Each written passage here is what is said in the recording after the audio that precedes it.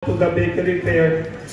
Can you mention daw sinong celebrities na na-confirm kasi last week, 1 or 2 weeks ago, nag-mini press con ka, President Riz. May nagtatanong dito mga 5 media nag-text sa akin. Please ask President Christopher, sino daw mga celebrities to expect na already confirmed or you hope to go? Any news about celebrities? Yes, yun, kung maririnig mo to, no? Miss Rian Ramos, nasabi ko, the most sexiest baker last time, no? Sumagot na po. So we're very excited that Rian Ramos, hindi ako sinagot. Sumagot na sa invitasyon natin. Nagot ka sa boss ko. Sumagot na po.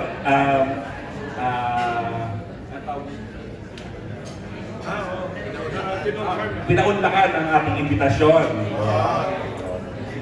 Meron na tayong poster. Ayun na! Hindi lang bibisita. Meron na tayong poster. How to bake frozen basket cookies. Yan. We forgot to acknowledge yung boss ni President Christopher, Miss Lily Rose nandun. With the permission yan, with the permission kasi class ng President Rian. Baka di ako makauwi nito, ha? Meron pa po, sir. Mark, bakit si Rian? You know, kasi si Rian sa social media, magaling na influencer, and she's promoting, promoting eating and living healthy lifestyle, diba? So, mas maganda tong maganda rin ang influence to sa mga young generations, diba? So, another friend who confirmed, no, si Marvin Agustin, diba? We know Marvin Agustin, magaling magluto, magaling mag-bake, and pinaunlakan din yung invitation natin to visit our bakery fair, and nagsabi siya na dadali niya ang buong kanyang team. And to add on, yung mga nabanggit natin yung mga celebrities or last time for invitation, napadala na natin ang invitation. Yun ba? Ramos yung confirmed ng darating. So, curious lang po ako, sir, dahil nasabi niyo rin po kanina na si Rian yung sexiest baker. Sinabi niya 5 beses na since 2 weeks ago. Sorry. Si Mrs. Kakabantay. Tanong lang po namin kung natikman niyo na po ba yung cookie ni Rian? Namumula si Presidente. Namumula si Presidente. Kanina pa. Kasi po, dami gustong makatikim ng cookie ni Rian. Sa lahat ng gusto makatikim ng cookie ni Rian, magpunta kayo sa bakery fair. Patitikman natin ang cookie ni Rian. Nako, huwag po kayo magagalit sa akin ng Rian. Nagbibiro na po ako. And also, sir, kasi sabi niyo rin kanina, di ba, through this bakery fair, malaman kailangan yung hairnet, naka-gear, di ba po?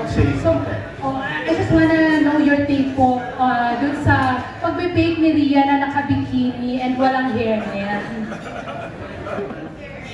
What's your take on that po? Being the president of SCBI. Hayaan nyo na photo op lang yun. Pero pagpunta po niya dito at magde-demo siya, naka-bikini din po ba si Rian? Bawal po kasi ang rule ng World Trade, bawal ang maikling shorts. Ay, diba? And dapat naka-business attire. Safe answer. Parang marami pong nalungkot. Pwede na umuwi mamaya kami sa bahay. Parang marami pong nalungkot doon sa announcement niyo. Huwag po kayo malungkot dahil matitikman nyo ang cookie ni Rian. Okay, and aside from Rian po, si Marvin din po sabi niyo, di ba, pupunta rin. Yes. So ano naman pong magiging participation ni Marvin? Marvin will go around and also magpapa-interview siya, buong team niya. Kasi si Marvin kasi talaga into baking, also into business talaga. Then maybe you can invite him also to have a talk. No? So pagka may, kasi honestly, we want Marvin to do a demo also. But ang problema, sa sobrang dami nating international na master bakers and chef, punong-puno yung natin. Oo, punong-puno ang schedule talaga natin.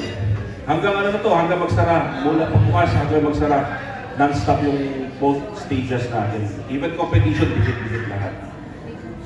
Okay, good luck po and thank you po. Maraming salamat.